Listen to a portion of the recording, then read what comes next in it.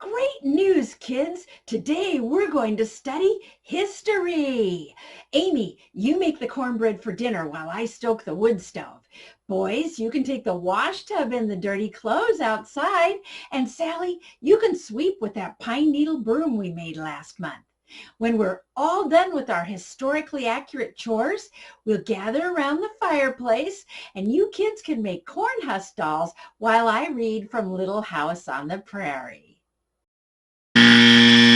Okay, all right. If you think the only way to make history real for your kids is to reenact it, you might be a little bit extreme. Don't get me wrong, reenacting is great fun, but there are much easier ways to bring history to life, ones that don't involve physical labor or costumes. So welcome to Homeschool University, where life meets learning. I'm Diana Applegate, and today I've got 5 practical tips to help you bring history to life in your homeschool. By the way, this is part 1 of a 2-part series. This week we'll focus on history teaching tips, and next week will be product review time as we look at my top 15 resources.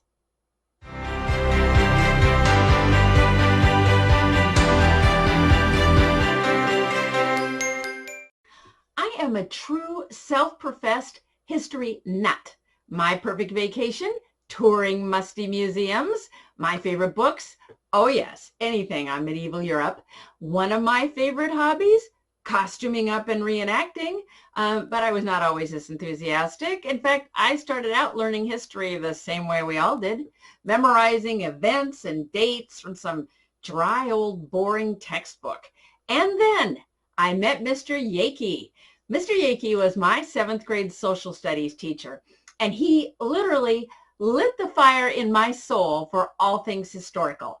In class that year, we reenacted the writing and the ratifying of the U.S. Constitution, and suddenly history was about people, not just about what happened, but what people thought and said and did. Fast forward to my medieval literature history professor in college, who introduced me to primary source materials, and the rest, as they say, is history. So why is teaching history so important? Hello, there is nothing new under the sun. Seriously, there is nothing going on in the world today that hasn't happened before. Oh yeah, it might be on a larger scale or with different technology, but the actions of people are basically the same. And how can we learn from the mistakes and the successes of the past if we don't know the story? By story, I mean the reasons why things happened. What happened to cause that event? What did people think and do at the time? And what were the later consequences? History is linear. In other words, it marches forward and builds on everything that came before it, right? So the goal of teaching history to your kids would be for them to know the story, understand the story, and learn from the consequences. And there you have it, Diana's theory of teaching history in a nutshell. And now you're asking, hey, that's great, but how do I teach all this and make it real? Aha, aha, aha. I have got practical tips for you. But before we get to the tips that I love, I want to start with a couple of things that I hate. I despise history textbooks. Please, oh please, take that history textbook and donate it to your local library where it will sit forlorn on a shelf, forgotten and dusty. Seriously, a textbook is never going to make history real. Yeah, it can provide the framework of the story, but it hasn't got the space to flesh out the details. And the details are the whole point. If you're currently assigning pages for your kids to read in a history textbook, hello, you are wasting their time and squandering your opportunity to create light bulb moments in young minds. Textbooks are never going to get your kids interested in history, but they just might put them to sleep. This little gem is another thing that I hate, and it goes hand in hand with that boring textbook. It's the Strictly Chronological Study. Yes, yes. History is linear. So yeah, it should be taught chronologically, as in start with what happened first and then go to what happened later. But if you never deviate from that path, your kids will miss the point. We can't understand what happens unless we can connect the dots. I mean, I want to know what led up to the event and what were the consequences. If you give me that information jumbled together with everything else that happened before and after, odds are I will not figure out what has to do with what. And then history will just be something boring that I'm forced to learn. So set your kids' history studies free to move back and forth on the timeline, at least enough to pin together events so that they make sense. Hey, and speaking of making sense, it's time to get to those 5 tips that I love that I can guarantee will help you make history real in your homeschool.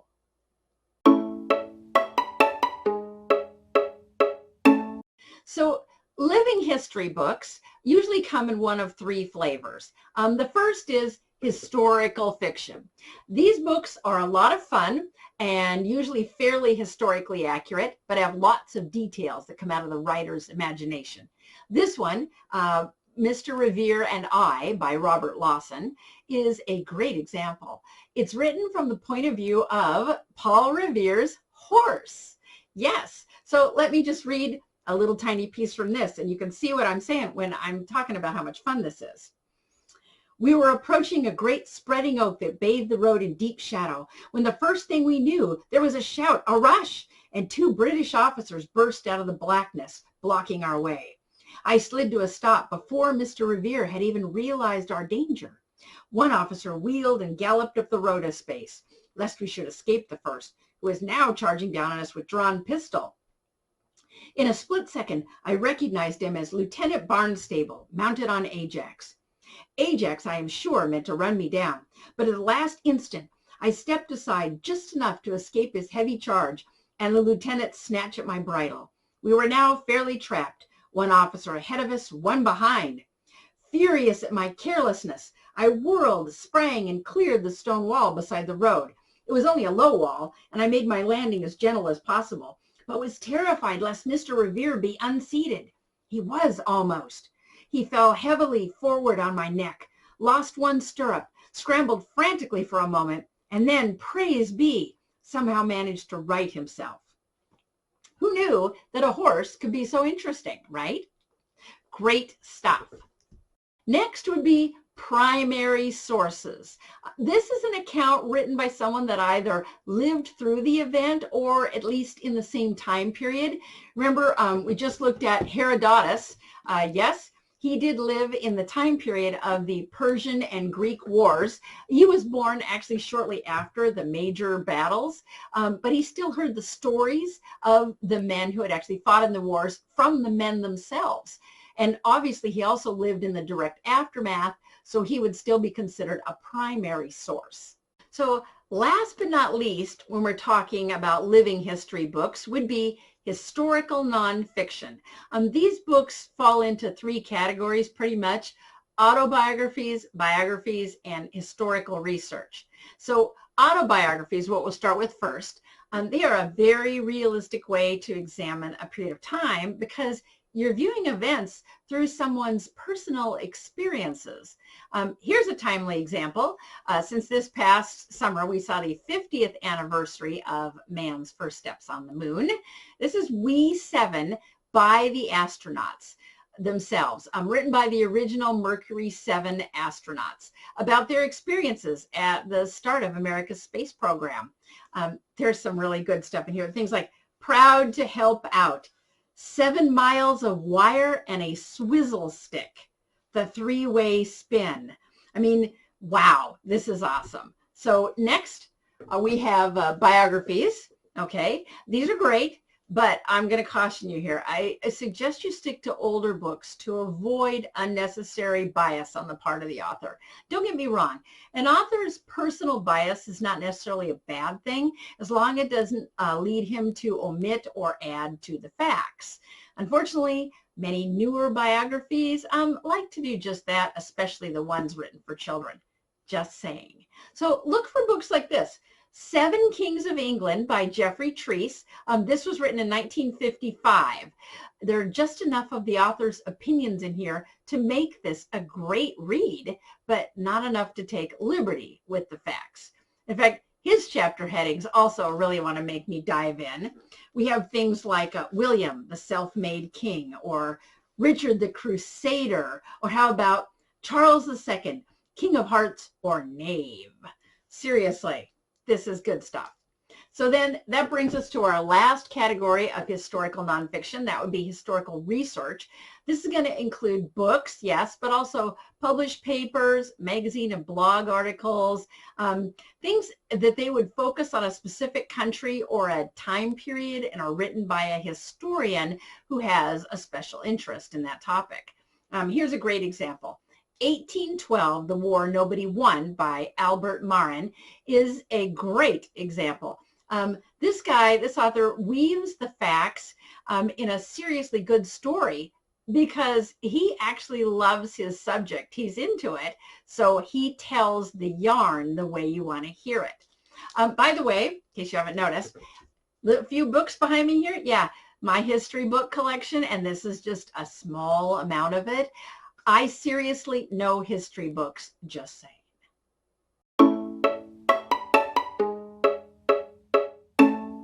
Books are a primary history teaching tool, but to really pin the flow of history for your kids, you need to outline the story with timelines. Knowing what happened is first and foremost, obviously, but you also need to keep track of what led up to the event and the later consequences. Timelines are that super useful visual aid, and they're really easy to use because they come in all different sizes and shapes, right? Think of timelines as handy hooks for your kids to hang information on.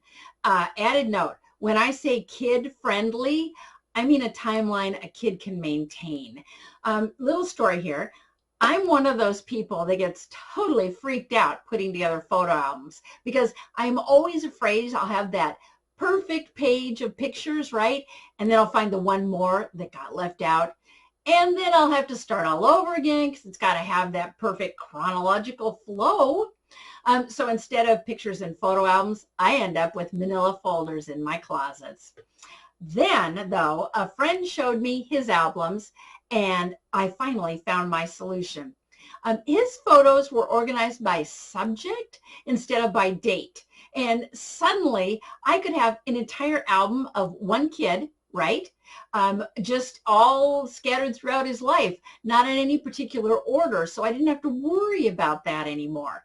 They became a compilation rather than just a chronological statement. And this brings me back to timelines that kids can use. Whether you use a prefab timeline book, like this one here, right?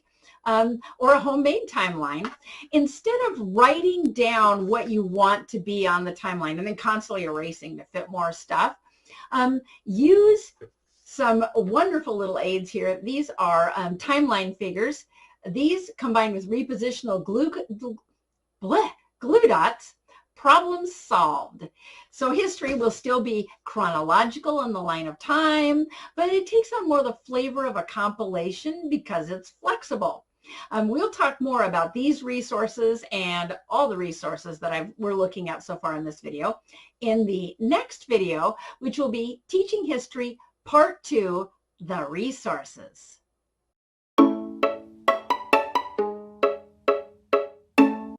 Who doesn't love a good movie?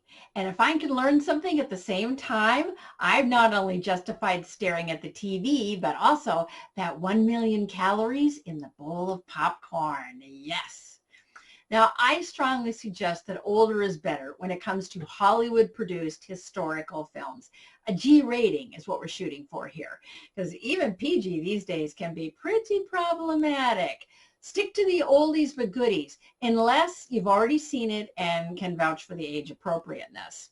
Bear in mind that, of course, movies often play fast and loose with the facts. My kids used to love a game we called Movie Critic. We would read about the event and learn all the facts before watching the film. Then after, we would all take turns assessing the film's accuracy. Hey, many a screenwriter's career would have gone down in flames if we'd been able to share our views. So I've also included documentaries in this category because obviously they are still film. I personally love documentaries because they're like the pinnacle of visualizing history. I mean, it could be filmed in the actual location of the event and often includes historical film footage or photos. So you're really getting a flavor for exactly what it was like to be in that. However, like biographies, documentaries can be pretty problematic in that they may be heavily slanted toward a particular viewpoint, just like we talked about with biographies in the last section. Try to know where the filmmaker is coming from, hey, and then discuss that with your kids and just be ready for what's coming.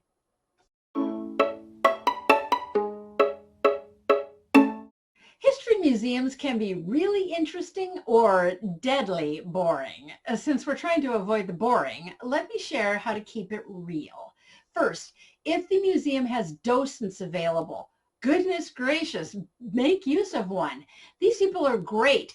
They actually love that museum so much, they volunteer their time there to give tours. And because you have to have time to actually volunteer your time, they tend to be like grandparent aged. Now keep in mind, most of the kids that they see during the day would be those out of control classroom field trip types. Not exactly interested in what old grandpa has to say, but your kids are like manna from heaven, intelligent, well-spoken, well-mannered, and interested. A docent can give your kids that personal glimpse into real history, and in return, your kids can make their day. Just saying. Second tip here, if you have to be the tour guide, look for the little details that your kids might miss. Connect the information on those placards with what's actually in the display and watch all the interactive movies. If there is a hands-on area in the museum, plan on heading there about halfway through to kind of give attention spans a little reset, and major bonus, mom gets to sit down for a minute. Then head back into the museum with a promise of a trip to the gift shop at the end. Trust me, your kids will not only think you are smart, they will think you are cool.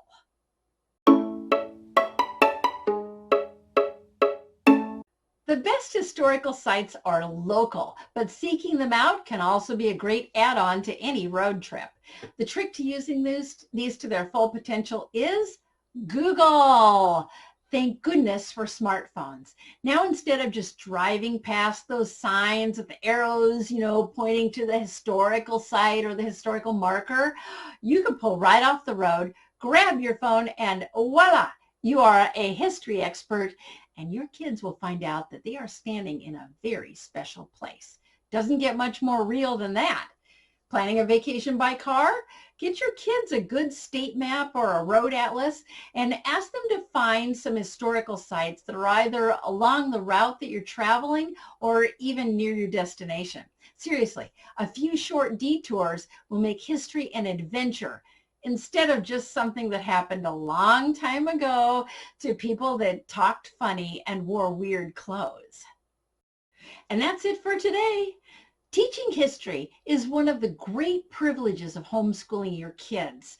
You are providing the lens through which they will view life and the world around us. Instead of someone else deciding what is and is not important, your kids will get to make those decisions for themselves because they will be well informed by the past and also able to sort fact from opinion.